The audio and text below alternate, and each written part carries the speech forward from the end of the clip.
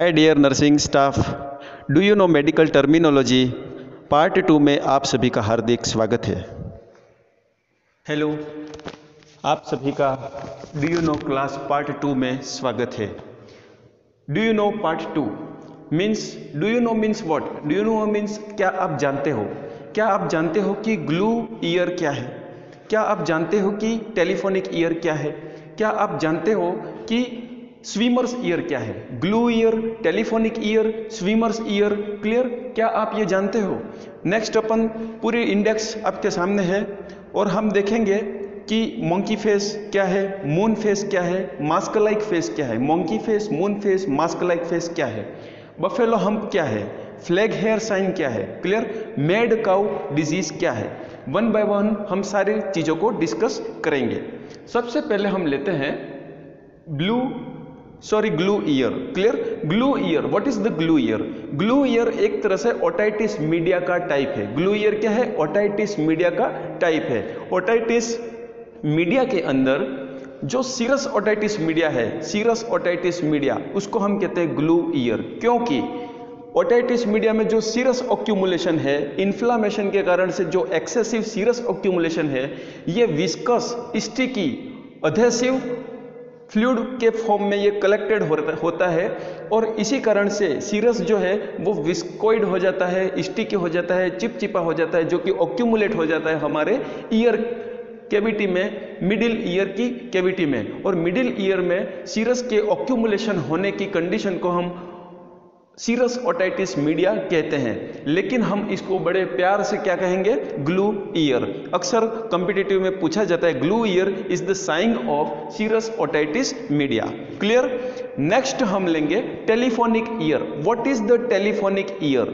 Clear? Glue ear की बात नहीं कर रहा हूं मैं, what is the telephonic ear?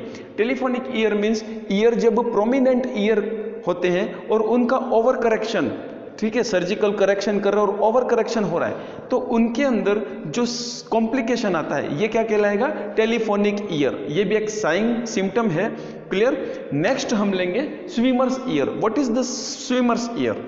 What is the swimmer's year? Do you know what is the swimmer's year? Swimmers year क्या है? स्विमर्स ईयर मीन्स तैरने वाले लोगों के कान। कहने का मतलब ये कि ज़्यादा तैरने वाले लोगों के पानी के कारण से क्या हो जाएगा? कंटामिनेटेड वाटर में कंटिन्यूअसली रहने से क्या हो जाएगा? ईयर का इन्फेक्शन हो जाएगा। कौन से ईयर का इन्फेक्शन हो जाएगा? एक्सटर्नल ईयर का infection, inflammation of the external ear. Means otitis externa को अपन क्या नाम से जान सकते हैं? Swimmer's ear, clear? Otitis externa है, ये आल्सो नोन एज द क्या कहलाता है? It is also known as the swimmer's ear. Okay, glue ear की बात करी हमने, टेलीफोनिक ईयर की बात करी और स्विमर्स ईयर की बात करी। ये तीन प्यारे शब्द जो दूसरे नाम से जाने जाते थे, जिसका अपन ने डिस्क्रिप्शन किया। नेक्स्ट है monkey face. What is the monkey face? Monkey face दो कंडीशन में होता है। वैसे दो कंडीशन के एग्जाम्पल मैं आपको दूंगा, अदर कंडीशंस भी हो सकती है। मंकी फेस मीन्स क्या है कि यदि पर्सन माल नरिश हो जाए, क्लियर, माल नरिश्ड हो जाए, जैसे उदाहरण के लिए मेरास्मस, क्लियर? मेरास्मस के अंदर क्या हो जाएगा? पेशेंट का फेस के अंदर मसल वास्टिंग के कारण से फेस बिल्कुल चिपक जाएगा, फेस मंकी जैसा हो जाएगा, क्लियर? फेस कैसा हो जाएगा? चिपक जाएगा और मंकी जैसा हो जाएगा। इस कारण से मेरास्मस के पेशेंट के अंदर मंकी फेस का साइन एंड सिम्टम हमको मिलेगा और दिखेगा। दूसरा मून फेस। मून फेस क्या है? मून फेस जो है वो दो कंडीशन में होता है, क्लियर? मून फेस जो है वो दो कंडीशन में होता है। पहला तो ये कि उसे क्वाशियोरकर हो, मेरास्मस नहीं हो। मेरास्मस में तो मंकी फेस होगा, क्वाशियोरकर में क्या हो जाएगा? मून फेस होगा। प्रोटीन की कमी से, पेरिफेरल और फेशियल एडिमा के कारण से, एडिमा होने के कारण से फेस क्या हो जाता है? मून फेस हो जाता है, ठीक है, क्वाशियोरकर से।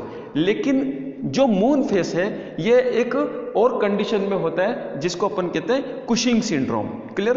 Cushing syndrome means excessive steroid medicine लेना, ज्यादा कोर्टिसोल का बॉडी में इकट्ठा हो जाना, या इसका दूसरा नाम है हाइपर कोर्टिसोलिज्म। हाइपर कोर्टिसोलिज्म, कुछ पेशेंट्स ऐसे रहते हैं जिनको स्टेरॉइड्स चलते हैं, स्टेरॉइड लंबे समय तक चल रहे, लंबे समय तक चल रहे, और लंबे समय तक यदि स्टेरॉइड चलेंगे, over treatment of the cortisol, ठीक है, ज्यादा ट्रीटमेंट किसके द्वारा कर रहे हैं, कोर्टिसोल यदि ज्यादा दे रहे हैं, स्टेरॉइड्स ज्यादा दे रहे हैं, तो उसे हाइपर कोर्टिसोलिज्म होगा।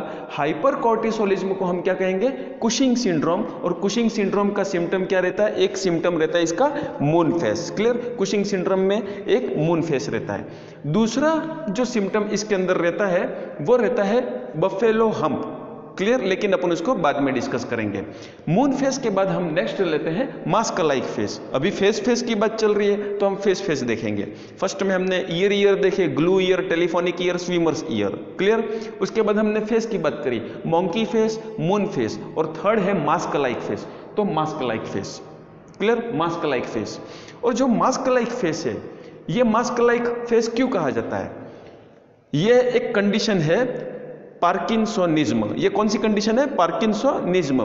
पार्किंसोनिज्म जो कंडीशन है उसमें डोपामिन डेफिशिएंसी होगी।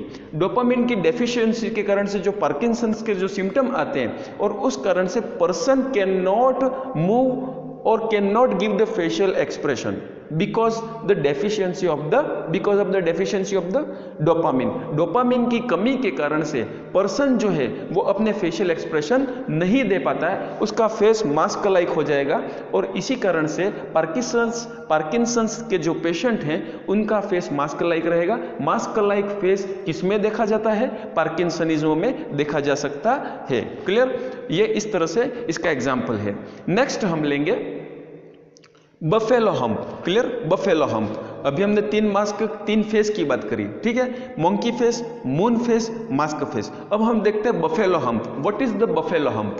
क्लियर, बफेलो हम्प क्या है, तो बफेलो हम्प में इस तरफ जो बफेलो की तरह हम्प बन जाना, कुबड़ बन जाना। क्लियर, तो ये बफेलो हम्प आपको स्पेशली आपको दिखेगा कुशिंग सिंड्रोम में। क्लियर, कुशिंग सिंड्रोम में मैंने मून फेस आपको बताया था, मून फेस दिखता है, दूसरा बफेलो हम्प दिखता है। क्लियर, और ये भी किस कारण से होता है, कुशिंग सिंड्रोम हाइपर कोर्टिसोलिज्म के कारण से होता है। पेशेंट के यहाँ बफेलो दिखेगा, बफेलो हम्प दिखेगा।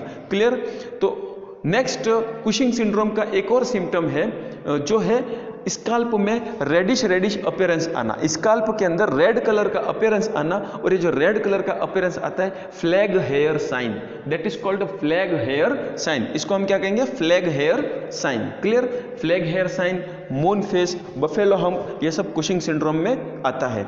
मून फेस क्वाशोरकर में भी होता है। क्लियर, और मंकी फेस मेरास्मस में होगा। क्लियर, नेक्स्ट बफेलो की बात कर दी, तो अब हम काऊ की बात करेंगे, made cow disease. Made cow disease का क्या है, आपने एक टर्म सुना होगा, prion. Clear, prion, what is the prion. Prion क्या है, आरएनए है या डीएनए है, प्रियन आरएनए भी नहीं है, डीएनए भी नहीं है। प्रियन क्या है, एक एजेंट है जो कि आपके सेंट्रल नर्वस सिस्टम को इन्फेक्ट करेगा। क्लियर, और सेंट्रल नर्वस सिस्टम को इन्फेक्ट करेगा और एंसेफेलस जो है, एंसेफेलस को कन्वर्ट करेगा स्पंजियोफॉर्म एंसेफेलाइटिस में। क्लियर, एंसेफेलस के अंदर इन्फेक्शन होगा, इन्फ्लामेशन होगा, और क्या बनेगा, स्पंजियोफॉर्म एंसेफेलाइटिस। कौन कर रहा है, प्रियन कर रहा है। प्रियन के कारण से स्पंजियोफॉर्म एंसेफेलाइटिस होना।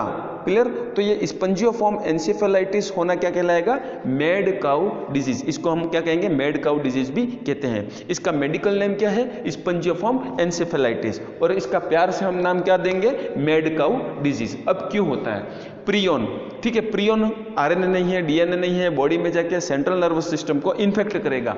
लेकिन ये क्यों होता है, काऊ के इन्फेक्टेड मिल्क को पीने से। क्लियर, काऊ के इन्फेक्टेड मिल्क के पीने से होता है, इसीलिए इसका नाम क्या है, मेड काऊ डिजीज। क्लियर, तो आज हमने बहुत सारी टर्मिनोलॉजी का डिस्कशन किया पार्ट 2 के अंदर। पार्ट 3 भी आपको मिलेगा और ये सीरीज कंटिन्यूस चलती रहेगी। बस एक रिक्वेस्ट है, आप इसको सब्सक्राइब करें और सबसे ज़्यादा इंपॉर्टेंट बेल आइकन को प्रेस करें, ताकि नेक्स्ट जो भी नोटिफिकेशन आए नेक्स्ट डिजीज कंडीशन के साथ बहुत जल्दी आपको मिल जाएगा। बहुत ही जल्दी थर्ड वीडियो आपके सामने आएगा डू यू नो का। क्लियर, तो thank you very much for giving the concentration. उम्मीद है कि सारे टर्मिनोलॉजी आपको समझ में आ गए होंगे। ओके, और ऑल द बेस्ट।